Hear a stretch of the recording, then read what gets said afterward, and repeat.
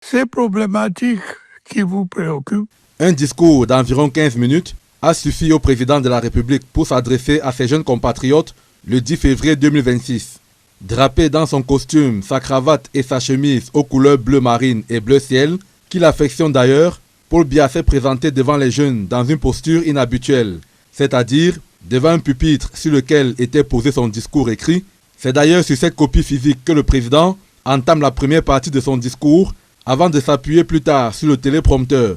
Dans le fond, le président de la République a fait du Paul Biya, c'est-à-dire un dirigeant conscient des difficultés que rencontrent les jeunes, tout en leur promettant monts et merveilles.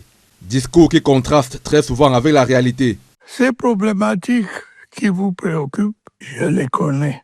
Je les connais d'autant plus que sous mon autorité, les pouvoirs publics déploient inlassablement des efforts méritoires pour y apporter des solutions appropriées. Las d'attendre des promesses non tenues depuis des décennies, les jeunes Camerounais ont perdu tout espoir, d'où la résignation de bon nombre d'entre eux qui n'hésitent pas à aller chercher fortune ailleurs, sinon à se battre sans attendre quelques opportunités de ce régime.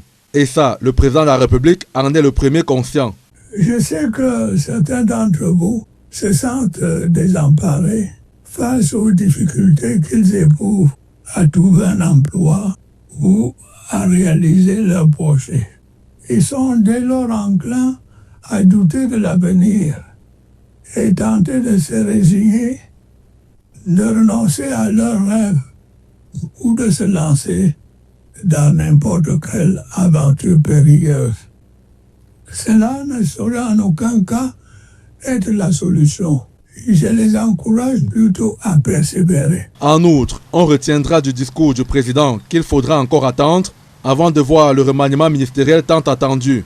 Quant aux élections locales, celles-ci, comme on s'en doutait, subiront une modification de calendrier. Le renouvellement en préparation des dirigeants des sociétés d'État, la formation du prochain gouvernement, qui, je le sais, est très attendu, mais aussi la tenue des élections législatives et municipales.